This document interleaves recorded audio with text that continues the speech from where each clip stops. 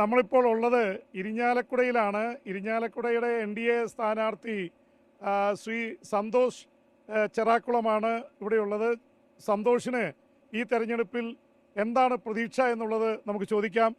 സന്തോഷ്, 24-ന്റെ ഈ ഇലക്ഷൻ പരിപാടിയിലേക്ക് സ്വാഗതം. ഈ തെരഞ്ഞെടുപ്പിൽ താങ്കൾ നേരത്തെ ഒരു തെരഞ്ഞെടുപ്പിൽ മത്സരിച്ചതാണ്. തൊട്ടു മുൻപുള്ള അതിനു മുമ്പുള്ള തെരഞ്ഞെടുപ്പിൽ 2016 തെരഞ്ഞെടുപ്പിൽ താങ്കൾ 30,000-ലേറെ വോട്ട് നേടിയിരുന്നു. ഇത്തവണ താങ്കളുടെ പ്രതീക്ഷ എന്താണ്? ഇവിടെ വളരെ ശക്തരായിട്ടുള്ള മന്ത്രി മത്സരിക്കുന്നു, ബിന്ദു ടീച്ചറുണ്ട്, ഒപ്പം തന്നെ അഡ്വക്കേറ്റ് തോമസ് ഉണ്ണിയാടൻ നേരത്തെ 3 തവണ MLA ആയിരുന്നു. അപ്പോൾ അവരോടാണ് ഏറ്റുമുട്ടുന്നത്. എന്താണ് പ്രതീക്ഷകൾ? ഞാൻ 2016 ഇരിങ്ങാലക്കുടയിൽ മത്സരിച്ചപ്പോൾ അന്ന് 6,000 വോട്ട് അതിന് മുന്നത്തെ പ്രാവശ്യം അസംബ്ലി തെരഞ്ഞെടുപ്പിൽ വേണുമാഷ്ക്ക് ഉണ്ടായിരുന്നുള്ളൂ. ഞാൻ വന്ന് മത്സരിച്ചപ്പോൾ അത് 30,000 നോട്ടാക്കി മാറ്റാൻ സാധിച്ചു. അന്ന് കാലത്ത് ഭാരതീയ ജനതാ പാർട്ടി ഇത്രയും വളർന്നിട്ടുണ്ടായില്ല. അത് തന്നെയല്ല, BDJS-ഉം 2020 സഖ്യകക്ഷികൾ ഞങ്ങളുടെ കൂടെ കൂടുകയും ഒരുപാട് വികസന പ്രവർത്തനങ്ങൾ നമ്മുടെ കേന്ദ്ര സർക്കാർ മോദിജി ചെയ്തതിൻ്റെ ഫലമായിട്ട് കേരളത്തിൽ BJP വളർന്നു. ഞങ്ങളിപ്പോൾ എല്ലാ ബൂത്തുകളിലും സജീവ പ്രവർത്തനമാണ്. അപ്പോൾ അതുകൊണ്ട് ഈ പ്രാവശ്യം ഇരിങ്ങാലക്കുടയിൽ താമര വിരിയുമെന്നുള്ള കാര്യത്തിൽ യാതൊരു സംശയമില്ല. അത്ര വലിയ പ്രതീക്ഷയിലാണ്? വളരെ പ്രതീക്ഷയിലാണ്. ഇപ്പോൾ കഴിഞ്ഞ തവണ NDAയുടെ സ്ഥാനാർത്ഥിയായിട്ട് മത്സരിച്ചത് DGP ആയിരുന്ന ജേക്കബ് തോമസ് ആണ്. അദ്ദേഹത്തിന് 33,000 വോട്ടാണ് കിട്ടിയത്. 34,000 വോട്ട് കിട്ടി. അപ്പോൾ ജയിക്കണമെങ്കിൽ ഇതൊന്നും പോരാ. ജയിക്കണമെങ്കിൽ ഏതാണ്ട് ഒരു 60,000-ൻ്റെ അടുത്ത് അല്ലെങ്കിൽ 60,000-ൽ പരം വോട്ട് കിട്ടണം. അപ്പോൾ അത്രയും വോട്ട് അപ്പോൾ ഇരട്ടിയാക്കണം വോട്ട്. അത് സാധിക്കുമോ?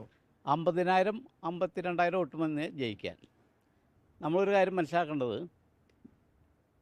തൃശ്ശൂർ പാർലമെൻറ്റ് ഇലക്ഷനിൽ സുരേഷ് ഗോപി മത്സരിച്ചപ്പോൾ പല രാഷ്ട്രീയക്കാരും പറഞ്ഞു അദ്ദേഹം തോൽക്കും, അദ്ദേഹം ഒരു സിനിമാ നടനാണ്, വേറെ ഒന്നും അതിനെ കൊണ്ട് പറ്റില്ലാന്ന് അന്ന് എതിര് നിന്ന 2 സ്ഥാനാർത്ഥികളും പറഞ്ഞു. ഇരിങ്ങാലക്കുടയിൽ ഇന്ന് അദ്ദേഹത്തിന് താമര അടയാളത്തിൽ കിട്ടിയ വോട്ട് തന്നെ 59,000 വോട്ടാണ്.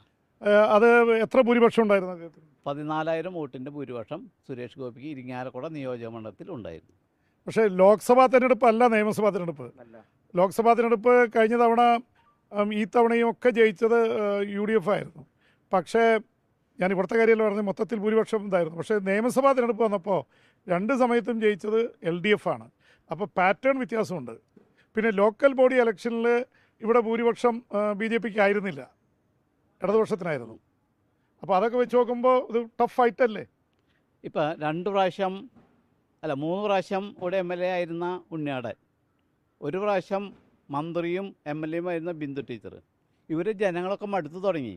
കാരണം ഒരു വികസിത പ്രവർത്തനങ്ങൾ ആവശ്യാനുസരണം നമ്മുടെ മണ്ഡലങ്ങളിലോ കേരളത്തിലോ ഉണ്ടാകുന്നില്ല. ഇനി അത് തന്നെയല്ല, 6 ലക്ഷം കോടി കടമായിട്ടിരിക്കുന്നു. ഇപ്പം നിങ്ങളും ഞാനും അടക്കം ഒരു വലിയൊരു കടക്കാരനാണ് കേരളത്തിൽ.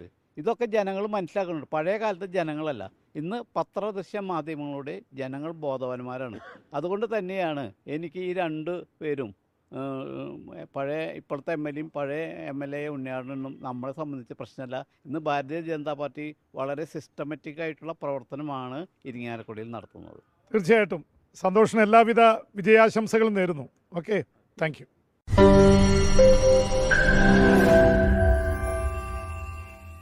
ലോകത്തെവിടെയായാലും ഏത് സമയത്തും 24 വാർത്തകളും ഓഗ്മെന്റഡ് റിയാലിറ്റി പാക്കേജുകളും എക്സ്പ്ലെയിനറുകളും വിശദമായി കാണാൻ ഞങ്ങളുടെ YouTube ചാനൽ നിങ്ങൾക്ക് സബ്സ്ക്രൈബ് ചെയ്യാം.